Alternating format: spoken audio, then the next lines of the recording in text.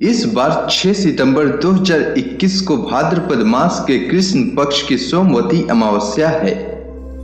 यह अमावस्या सोमवार को आने के कारण हिंदू धर्म में विशेष महत्व रखती है। सोमवार के दिन यह अमावस्या पड़ने के कारण ही इसे सोमवती अमावस्या कहते हैं। सोमवार का दिन भगवान शिव को समर्पित है और शिव जी का पूजन करने के लिए यह दिन खास माना जाता है। इसलिए सोमवती अमावस्या पर शिव जी की आराधना पूजन अर्चना उन्हीं को समर्पित होती है।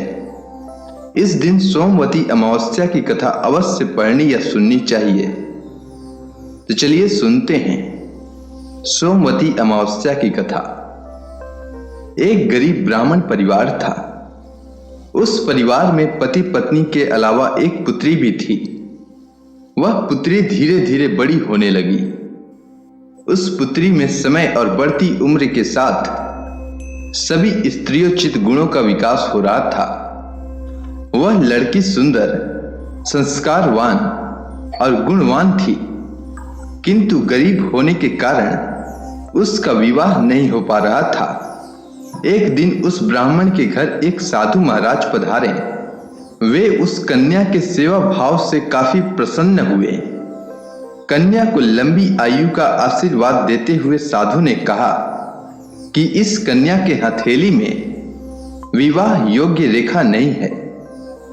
तब ब्राह्मण दंपति ने साधु से उपाय पूछा कि कन्या ऐसा क्या करे कि उसके हाथ में विवाह योग बन जाए। साधु महाराज कुछ देर विचार करने के बाद अपनी अंतर्दृष्टि से ध्यान करके बताते हैं कि कुछ दूरी पर एक गांव में सोना नाम की धोबिन जाति की एक महिला अपने बेटे और बहू के साथ रहती है, जो बहुत ही आचार विचार और संस्कार संपन्न तथा पति परायण है। यदि यह कन्या उसकी सेवा करे और वह महिला इसकी शादी में अपने मांग का सिंदूर लगा दे, उसके बाद इस कन्या का विवाह हो तो इस कन्या का वैधव्य योग मिट सकता है। साधु ने यह भी बताया कि वह महिला कहीं आती जाती नहीं है। यह बात सुनकर ब्राह्मणी ने अपनी बेटी से धोबिन की सेवा करने की बात कही। अगले दिन कन्या प्रातः काल ही उठकर उस सोना धोबिन के घर जाकर साफ सफाई और अन्य सारे काम करके अपने घर वापस आ जाती है। एक दिन सोना धोबिन अपनी बहू से पूछती है कि तुम तो सुबह ही उठकर सारे काम कर लेती हो और पता भी नहीं चलता है। इस पर बहू ने कहा, माँ जी, मैंने तो सोचा कि आप ही सुबह उठकर सारे काम खुद ही खत्म कर लेती हैं।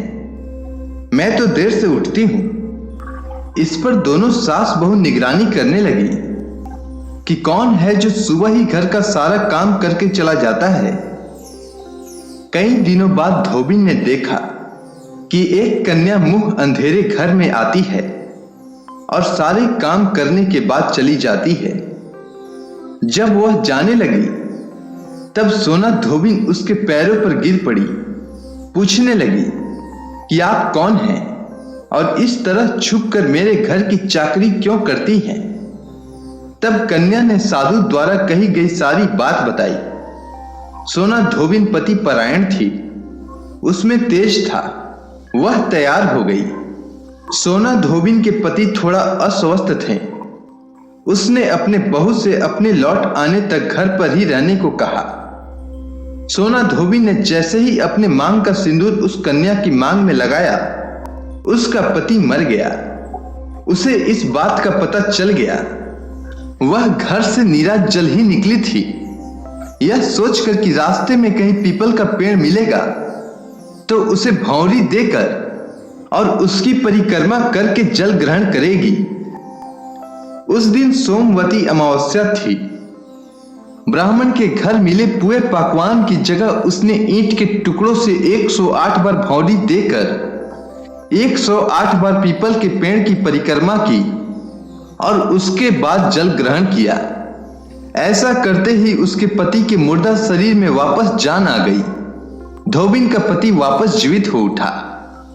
इसलिए सोमवती अमावस्या के दिन से शुरू करके जो व्यक्ति हर अमावस्या के दिन भौंरी देता है उसके सुख और सौभाग्य में वृद्धि होती है। पीपल के पेड़ में सभी देवताओं का वास होता है। अतः जो व्यक्ति हर अमावस्या को न कर सके, वह अगर सोमवार को पड़ने वाली अमावस्या के दिन 108 वस्तुओं की भौरी देकर गौरी गणेश का पूजन करे तो उसे अखंड सौभाग्य की प्राप्ति होती है। उम्मीद है आपको सोमवती अमावस्या की कथा अच्छी लगी होगी। धन्यवाद।